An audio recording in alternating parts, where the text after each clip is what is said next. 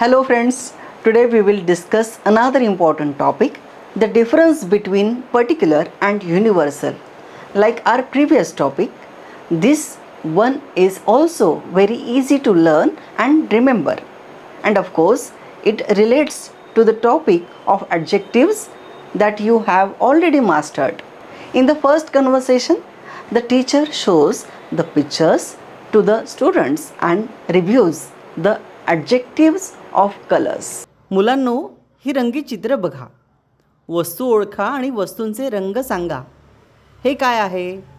Students, look at these colorful pictures. Recognize the objects and tell me the colors of each one. What is this? हा आगीचा बंब आहे. This is a fire engine. हा आगीचा बंब कसा आहे? What color is the fire engine? हा आगीचा बंब लाल आहे. This fire engine is red. आता हे चित्र बघा. Now look at this picture. गुरुजी, ही पोस्टाची पेटी आहे. Teacher, this is a mailbox. ही पोस्टाची पेटी कशी आहे? What color is this mailbox? लाल आहे. It is red. हे गुलाबाचं फूल आहे. This is a rose. गुरुजी, फूल पण लाल आहे. Teacher, the flower is also red. हे काय आहे? What is this? हे गवत आहे. गवत हिरवं आहे. This is grass. The grass is green. आणि हे काय आहे? And what is this? ही झाडाची पानं आहेत. These are leaves from the tree. ही पानं कशी आहेत? How are the leaves? ही पानं हिरवी आहेत. The leaves are green. बरोबर. रंगांची नावं तुमच्या लक्षात आहेत. Correct. You remember the names of colors. New vocabulary. रंग, कलर. ओळख, recognize. आगीचा बंब, फायर ट्रक और फायर इंजिन. पोस्टाची पेटी, mailbox. गुलाब, रोज. गवत, grass. Now the teacher revises the adjectives of taste in the second conversation. आता तुम्ही चित्रातल्या वस्तूंची चव सांगा. इकडे बघा. हा लाडू आहे. हा लाडू कसा आहे? Now tell me the tastes of the things in the picture. See here. This is a ladu. How does this ladu taste? हा लाडू गोड आहे. गुरुजी, चित्रात पुष्कळ लाडू आहेत. This laddu is sweet. Teacher, there are so many ladus in the picture. बरोबर. हे काय आहे? करेक्ट. What is this? ही कैरी आहे. या कैऱ्या आहेत. This is a raw mango. These are raw mangoes. ह्या कैऱ्या कशा आहेत? How do the raw mangoes taste? ह्या कैऱ्या आंबट आहेत. These raw mangoes are sour. छान. आता आणखी एक चित्र पहा. Very good. नाव सी वन मोर पिक्चर. गुरुजी, ही कारली आहेत. ही कारली कडू आहेत. Teacher, these are bitter gourds. These bitter gourds are गोड, स्वीट. कैरी, raw mango. आंबट, दॅट इज सॉर. कारलं, करेला.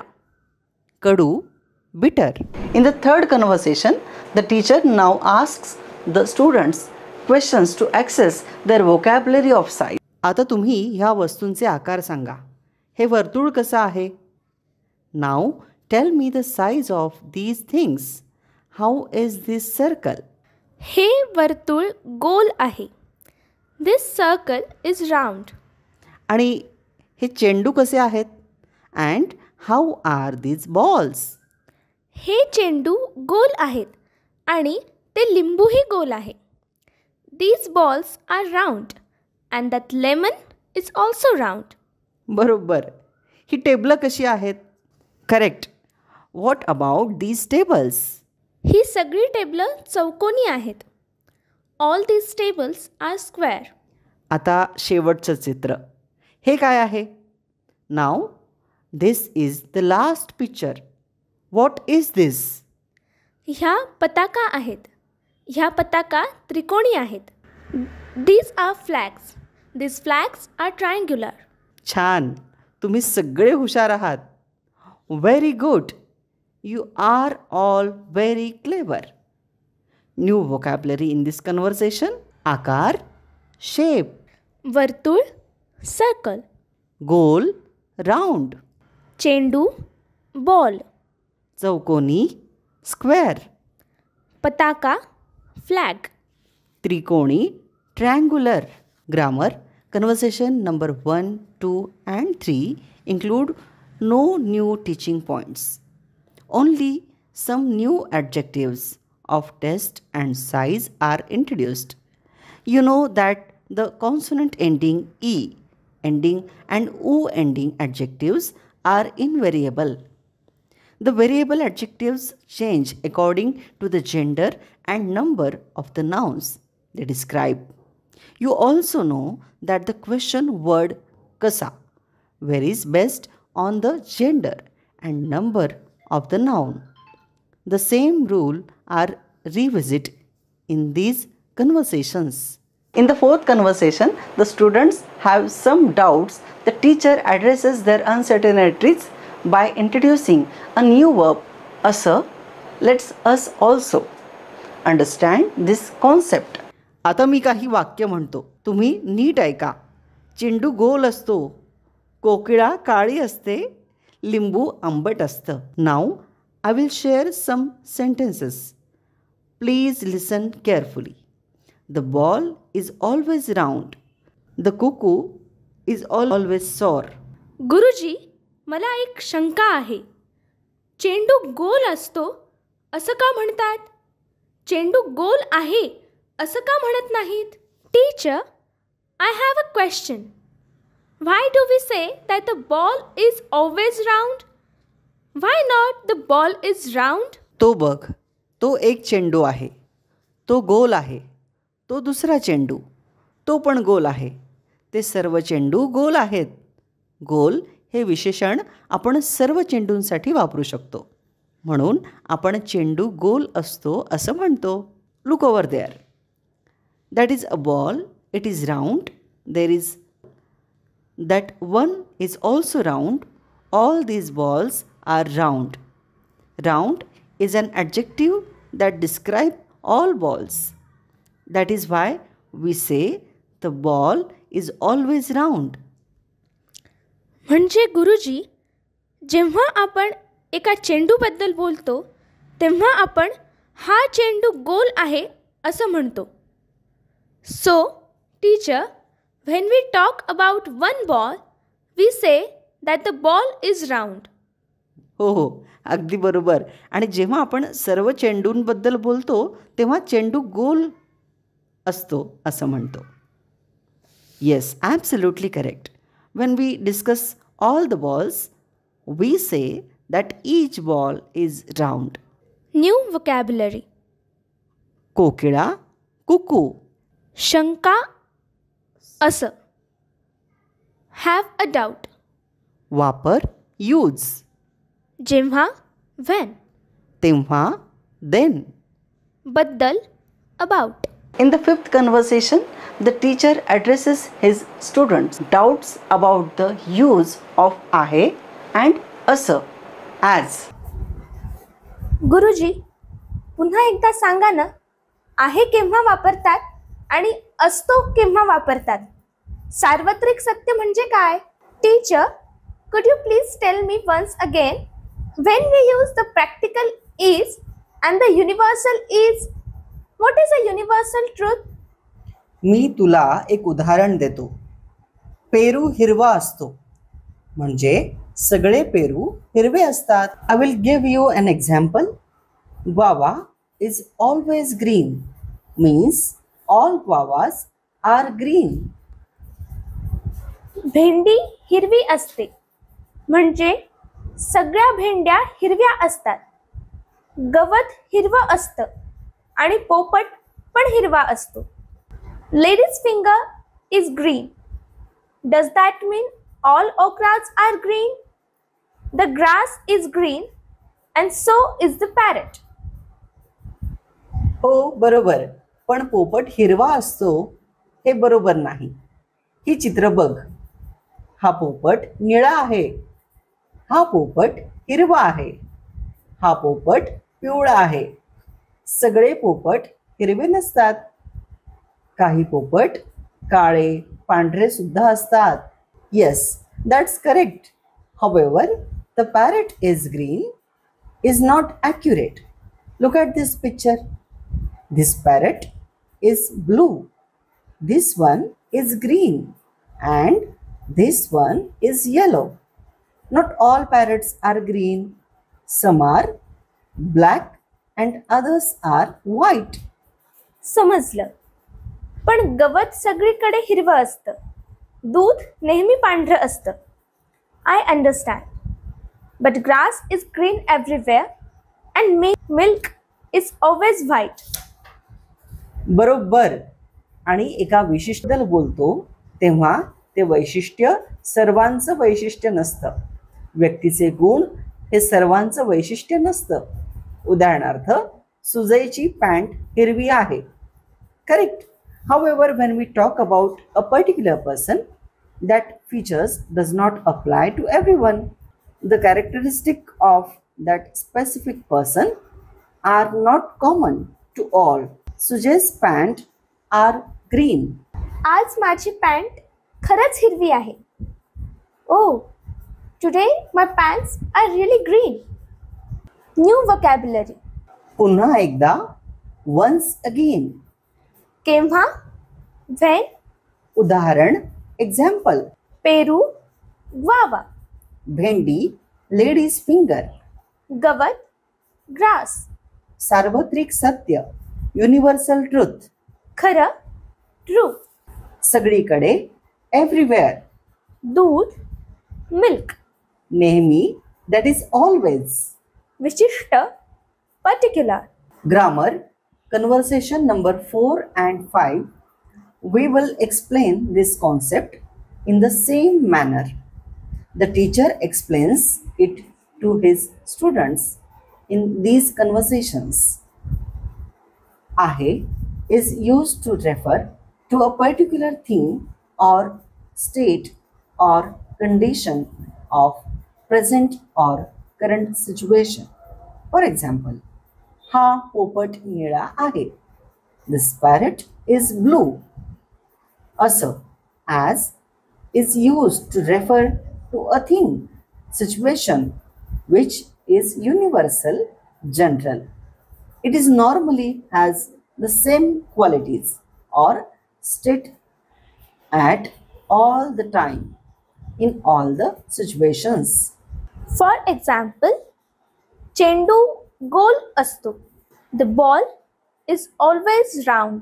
Negative forms नाही and नसतो are the negative forms of आहे and असतो respectively. For example, affirmative. हा पोपट हिरवा आहे. This parrot is green. Negative.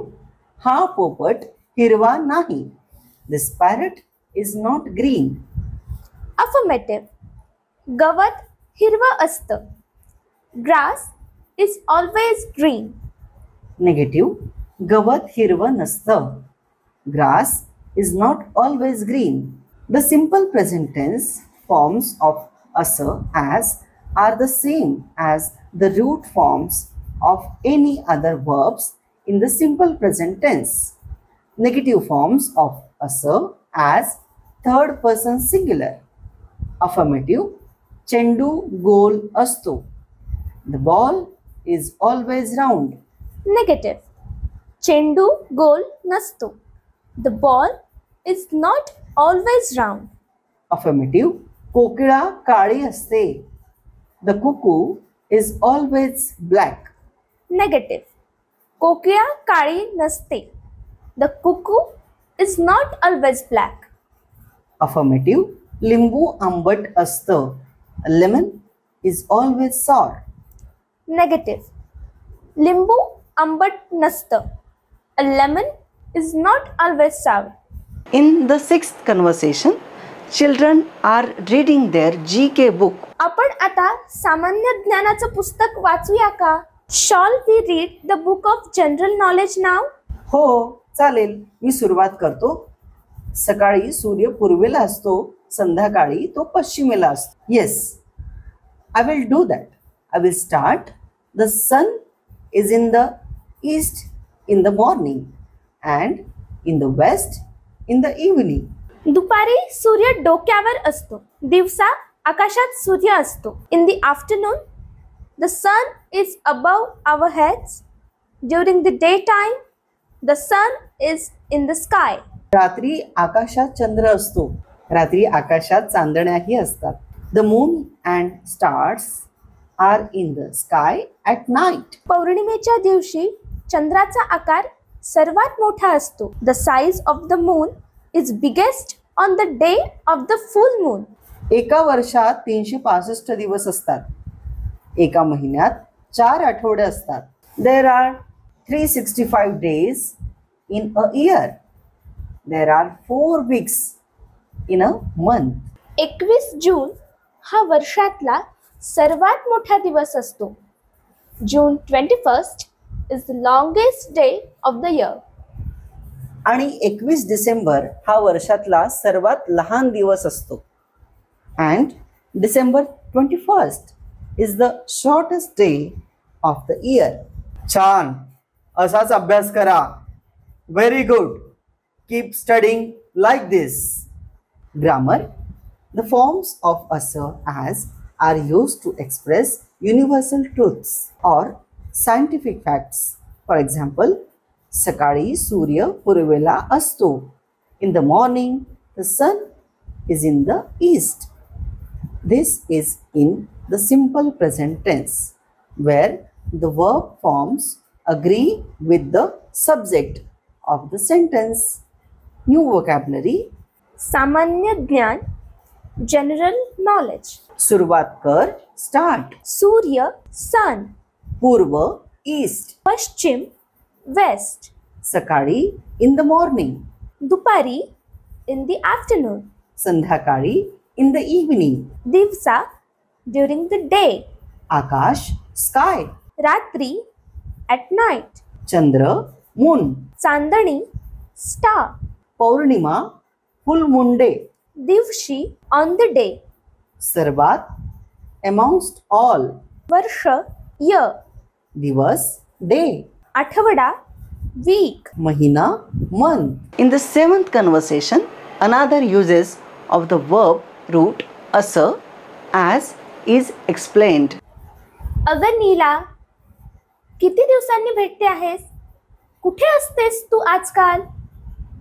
Neela, it has been a long time since we met. Where have you been these days? अगं, मी सोलापूरला असते. माझं ऑफिस तिथे आहे. I have been living in Solapur. My office is in Solapur. तुझे आई वडील कुठे असतात? तुझ्याकडे असतात की तुझ्या भावाकडे सोलापूरला? पण तिथे कडक उन्हाळा असतो ना. Where do your parents stay? With you or with your brother in Solapur? But isn't Solapur very hot in the summer? हो ना, उन्हाळ्याचे 4 महिने खूप तापमान असतं. आई वडील माझ्याकडेच असतात. माझा भाऊ आता इंग्लंडला असतो. तुझे आई वडील कुठे असतात? Yes, the temperature is quite high during the 4 months of summer. My parents stay with me and my brother is in England right now. Where do your parents live? माझे आई वडील भावाकडे बेंगलोरला असतात. बेंगलोरची हवा उन्हाळ्यातही चांगली असते. सकाळी आणि संध्याकाळी हवेत सुखद गारवा असतो. दिवसाही तापमान खूप जास्त नसतं. माझी बहीण पण बेंगलोरलाच असते. माझ्याकडे माझी आजी असते. ती बेंगलोरला जात नाही. My parents live in Bangalore with my brother. The climate in Bangalore is very pleasant even in the summer. In the morning and evening, there is a nice coolness in the air. Even during the day, the temperature is not too high. My sister also lives in Bangalore. My grandmother stays with me. She does not go to Bangalore. बरं आहे, तुला तिची सोबत होते. That is nice. You have her company. पण ती दिवसभर घरात एकटीच असते. मी घरी नसते. मी ऑफिसमध्ये असते. Yes, but she stays home alone all day. I am not at home much these days because I go to the office. हो ना. Yes. Grammar to be explained. The forms of asser as when used with some place name in case of a person, it means to stay or to be at a particular place. For example, मी सोलापूरला असते. I stay in Solapur. तो दिवसभर घरातच असतो. He stays at home all day. ते दुकानात नसतात. Normally, he is not in the shop. new vocabulary. आजकाल, nowadays. आजी, grandmother. सोबत, company. दिवसभर, whole day. एकटी, alone. कडक, harsh. उन्हाळा, summer. तापमान, temperature. हवा, climate. सुखद, pleasant. गारवा, coolness. Friends, now it is time to learn the script. Today, cluster lesson number 2. In this lesson, we are going to learn a cluster of conversations with g, n and sh. For example, G plus y is equal to gya, as in bhagya. destiny. N plus y, that is nya. As in aranya, jungle. Sh plus y, that is sh. As in Shamala, name of a girl. This group consists of 3 consonants. That is G, N, Sh. The common thing in these 3 letters is that all of them have full separate sidebar. There are only 3 letters of this type. When other consonants are joined with these 3 consonants, the separate sidebar is removed and then the other consonant is joined to it. When s, v, n and r are joined with sh, it is written in its alternative broken form as. For example, Sh plus Ch is equal to Sh. Sh plus V is equal to Shv. Sh plus N is equal to Shna. Sh plus R is equal to Shra. Friends, that's all for today. I hope you have enjoyed the session. Please review what we have covered today and we will continue in the next session. Till then, thank you.